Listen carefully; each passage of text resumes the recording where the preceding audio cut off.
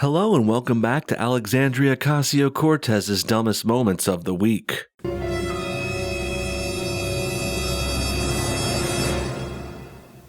Boy, oh boy, we're sure living in different troubling times right now, huh? Scary panics, sicknesses, and sometimes death. That seems to be all anyone is talking about these days, especially in the media and in public and political discourse. Some of the most out-of-control people and some of the most crazed and desperate out there right now, well, they're of course who you might expect. Democratic politicians seem to be the ones losing their marbles the most lately, particularly the female leadership in the Democratic Party. Well, they're the ones who appear to be the most unhinged this past week. Sure, they think they've got good reason to be losing their minds lately, with the ongoing health crisis sweeping the globe, of course, but plenty of other leaders and politicians are handling this problem and the issues surrounding it with care and patience, and they're doing so gracefully, and it's being done in impressive fashion. For example, President Trump and his team, they've been handling things in calm and collected ways since the beginning. Daily press conferences with a big and strong and calm and collected team supporting him each and every time. That's how President Trump and Republicans are trying to get us through this bad thing. For an example, here's a quick clip of that now. In this video, we see a Trump press conference regarding the current problem that we're dealing with. Take a look for yourself. So that's a big group, but it's a great group. And they were all there, every one of them, and we talked about the problem, and hopefully it won't be a problem for too much longer. The United States is working with our friends and partners around the world to stop. We discussed how vitally important it is for all of our nations to immediately share information and data. Okay, there you have it. This is a random example of one of the latest press conferences the president has given. One of many, actually. As far as I've seen, there's been press briefings almost every day this week. We are dealing with a serious and life-threatening issue after all, but instead of acting panicked, worried, frantic, or scared, Trump is putting on a strong front, as he should, and he's speaking well in a calm and collected way. And even Trump's being backed up by his boy, the Vice President Mike Pence, who's another conservative leader who's shown great strength and poise in this desperate time of need. Perhaps we'll get to some clips of Pence more later for contrast, but for now, I want you guys to check out a Democratic leader first. Here's how AOC has chosen to handle herself in this desperate and scary time. Take a look. What did the Senate majority fight for? One of the largest corporate bailouts with as few strings as possible in American history. Shameful. The greed of that fight is wrong for crumbs for our families. And the option that we have is to either let them suffer with nothing or to allow this greed and billions of dollars. Wowzers, that's an awful lot of hand waving, like literal hand waving. Alex's arms are swinging all over the place like a crazy person. She looks like a windmill. And I know she's going for an impassioned and spirited look here, but I think we can all agree. She just looks like she's going crazy and having a sort of breakdown or temper tantrum, like her mama just took away her favorite toy. But that is the thing here. This would be appropriate behavior if Lexi was a child on the playground, but she's not. Quite the opposite, actually. This is a grown-ass woman who was elected to public office, and she's ranting and raving like a lunatic in Congress in Washington, D.C., while on national TV, no less. Now, we're going to get into the words and what she actually said a little later, but for now, let's stay focused on the tone and presentation of things. I'm sure you can already see the stark differences between AOC and the Dems versus Trump and the cons, but let's go ahead and show those clips again and go back and forth a little bit and take a look at a little compilation I made that will help express this point even better. Check this one out. And we've been doing that to a large extent, but we'll do it even more so, and to inform our... What did the Senate majority fight for? One of the largest corporate bailouts with as few strings as possible in American history. I guess you could say from each of us on the fight that we've got going one way or the other. It's a little bit different, but we're handling it a little bit in different ways. Shameful. The greed of that fight is wrong for crumbs for our families and the option that we have. But there is great uniformity, I think. It was a terrific meeting. Tremendous spirit among all of those countries. Which will be leveraged into trillions of dollars to contribute to the largest income inequality gap in our future. After the meeting with the world leaders, I spoke with the governors of our 50 states and territories, our team, as Well, I think you guys get the point. AOC reacts with emotion, exacerbating the problem, making us all more scared and worried. This is the left's strategy because they obviously want to capitalize on people's fear and harness that negative energy into a way for them to get their agendas passed and done. They're fear-mongering and capitalizing on tragedies, which is pretty pathetic. And part of what AOC says here is really part of her agenda and stuff she wanted to pass far before this current situation even popped up. But now liberals will pretend this new sickness is the reason they want stuff passed, even though we all remember them trying to ram through their communist BS far before this. Then if you think back to the president's video, his reaction to things is quite the opposite, obviously. Instead of stoking the fears and trying to use the panic and negative energy to his advantage, like how the left is doing, well, Trump does almost completely the opposite. Trump is acting strong and calm and collected and poised, as he effectively leads us all through this big problem. This will inevitably get Trump's support and political clout later too, but that will be earned eventually because he did the right thing first and served his country in the beginning. Trump is doing a good job leading and bringing us through this with grace, instead of the left strategy of freaking out and trying to scare us into accepting their shenanigans before we can even have time to assess what's going on. And that's always a good sign to look for here too. When presidents like Trump do good stuff for their people, they don't withhold or wait to get their kickbacks before they've even performed. No, Trump is acting properly now, and then he's trusting us, the people, to step up and vote and support him in the future, pending things turn out great, which I think and hope they will. But with leftists like Alex, they want their rewards up front for doing nothing, and they want us to listen to them and follow them along without giving us anything in return. Sure, they promise to hook us up later on, but those promises never come. Really, the liberals are just operating on a string of lies and promises, which never end up panning out. That's why they're the do-nothing party who, while holding office for many decades in a number of cases, like with Representative Nancy Pelosi or Senator Chuck Schumer, well, they've been in office forever, but they just never seem to get anything done. Or worse, the regions, cities, and areas they control and were elected by, well, they're consistently getting worse over time, while conservative-led areas grow and prosper and do better. Surprise, surprise. And now that we got that bit out of the way, let's turn back to the AOC video and break down what she's saying word for word and why it's wrong beat by beat. I know it's a bit hard and cringy to watch, so let's go over this new and improved version, which I think better matches Alex's performance and demeanor. This one's been edited for sound, so take a look for yourselves and then we'll get back to talking. What did the Senate majority fight for? One of the largest corporate bailouts with as few strings as possible in American history. Shameful.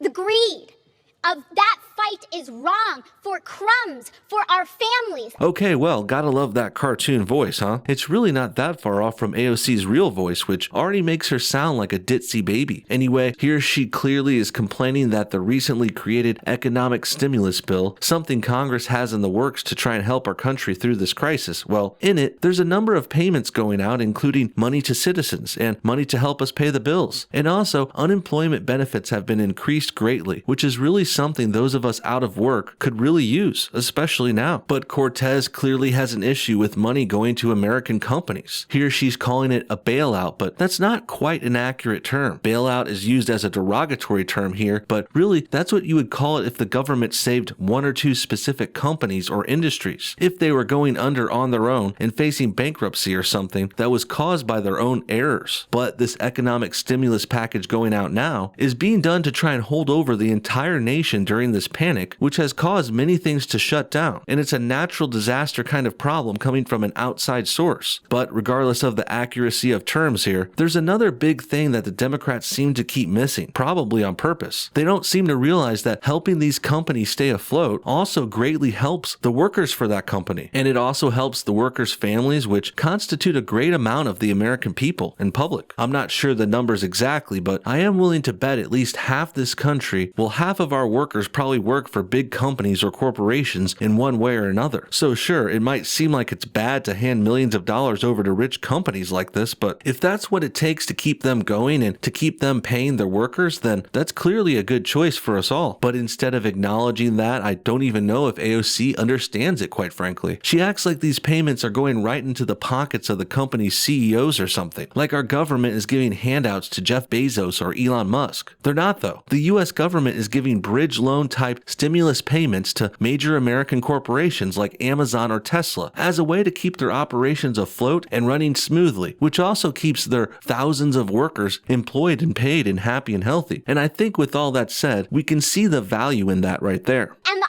option that we have is to either let them suffer with nothing or to allow this greed and billions of dollars, which will be leveraged into trillions of dollars, to contribute to the largest income inequality gap in our future. There should be shame about what was fought for in this bill and the choices that we have to make. Well, I think the only one who's going to be ashamed after all this is you, Lexi. You're the one acting like an insane toddler in Congress, talking about business and stimulus packages and economics, things you clearly don't understand. And believe it or not, but you can actually talk without getting crazy and emotional all the time. I know women like you often think this kind of behavior makes you more right or something, but to most of us, it makes us think quite the opposite. Anyone who has to resort to yelling, flailing, and kicking and screaming, well, clearly they don't have a good point then. Really, if you had the truth and justice and the right opinions backing you up, then you just need to talk and state them normally, without all this huffing and puffing and losing of your minds. Really, I just see this as AOC losing her shit, because she's acting like a big baby who didn't get her way. She's throwing a temper tantrum because, as we've seen time and time again, Cortez is a big socialist and virtual communist who hates capitalism, which in turn makes her hate corporations and big companies and billionaires and rich people. Anyone with money for that matter. She wants that money. She thinks it's her money, and she's trying to use the government to take it away from us. And well, these kinds of low IQ leftists hate rich people so much, they want to let their companies shut down, ignoring the fact that many real hardworking people are on the payroll there, and they'll be put out onto the street with nothing if leftists like AOC got their way. Finally, I want to wrap things up today by sharing another crazed Congresswoman video, this time from another off-the-rocker Democratic representative who also happens to be female too. And even, they have similar fashion preferences to that of AOC. Meet Representative Haley Stevens from Michigan. She's about to have a very similar temper tantrum and breakdown that might even rival the one we just watched come from AOC. Check out this clip. We are so proud of Americans who are sacrificing so much right now. Our students gone from their beloved classrooms and classmates. We beam for our manufacturers who have no...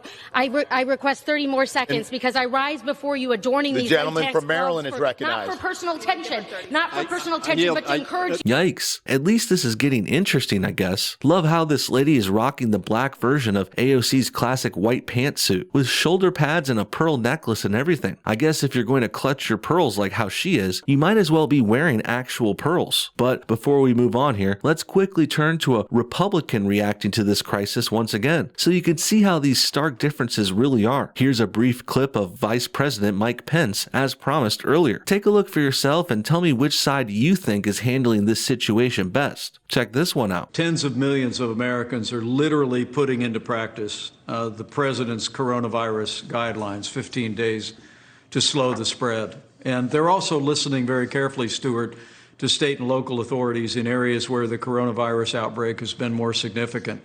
And we're particularly focused, of course, in the Seattle area and California.